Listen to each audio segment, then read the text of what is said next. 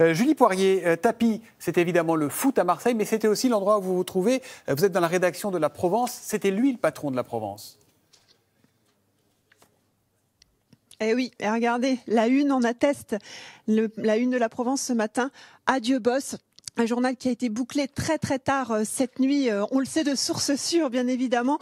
Effectivement, Bernard Tapie en est devenu l'actionnaire majoritaire ces dernières années. Il est entré vraiment à La Provence en 2013-2014 oui. Officiellement, Guillaume. On voit derrière vous la préparation de cette nuit, des articles.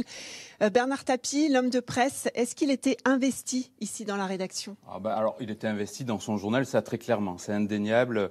Jean-Christophe Serfati pourra vous le confirmer. Quand Bernard Tapie est arrivé, il ne vient pas pour être deuxième Bernard Tapie. Il est arrivé ici.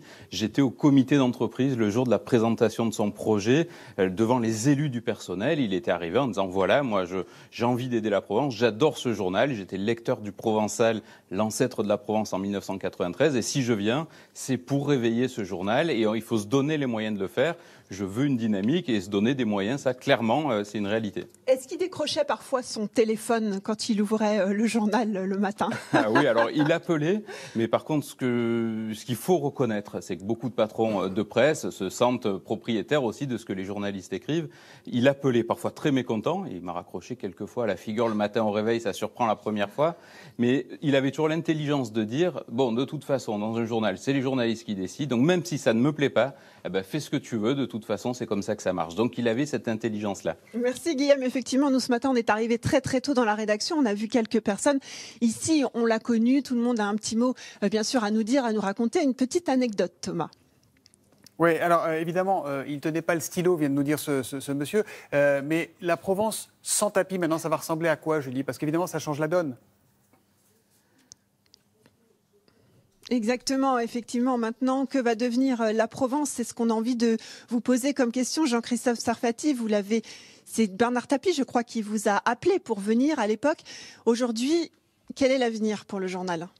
Déjà, on va le remercier pour tout ce qu'il a fait pour la Provence. Et puis, l'avenir pour le journal aujourd'hui, vous savez que c'est compliqué avec toutes les problématiques judiciaires qu'il peut y avoir derrière. Donc on va voir dans les semaines qui arrivent comment ça va se passer.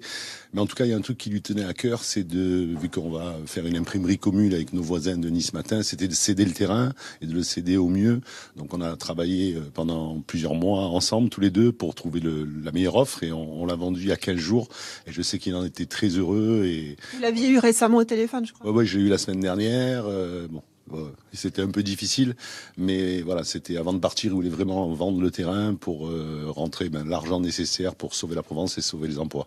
Donc c'est ça qu'il faut retenir. Merci beaucoup Jean-Christophe. Vous voyez Thomas, jusqu'au bout, en tout cas Bernard Tapie a voulu être le boss ici à la Provence. Alors Julie, je veux juste que on va sortir un peu de l'exercice habituel. Vous êtes arrivé hier, vous, à Marseille, vous êtes passé, je sais, du côté du Vélodrome. Je voudrais avoir votre ressenti.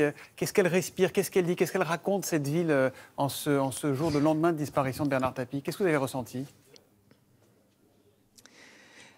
L'émotion était très palpable, Thomas, je peux vous dire. On est arrivé hier soir, effectivement. Tout le monde parle de Bernard Tapie, le président de l'OM, l'entrepreneur, mais aussi l'homme qui allait dans les quartiers nord, qui œuvrait auprès des jeunes. Vous l'avez dit, on est allé du côté du Vélodrome hier soir. Alors la pluie s'est invitée, mais il y avait encore quelques petites personnes et on venait vraiment se recueillir devant l'image de celui qu'on appelle le boss finalement un peu partout à Marseille. Alors on a connu Marseille la festive. Vraiment, hier, on a connu Marseille la morose et celui qui nous a résumé cette journée, c'est vraiment le chauffeur de taxi. Il nous a dit clairement, on est triste. Voilà, en une phrase, il avait résumé la journée. Il faut savoir qu'ici, on dit de Marseille que c'est un village et aujourd'hui, le village a perdu clairement un des membres de sa famille. Marseille, ville triste, merci. On envoie un salut confraternel à nos collègues de la Provence et on rappelle que Bernard Tapie sera inhumé dans sa ville de Marseille selon ses derniers souhaits.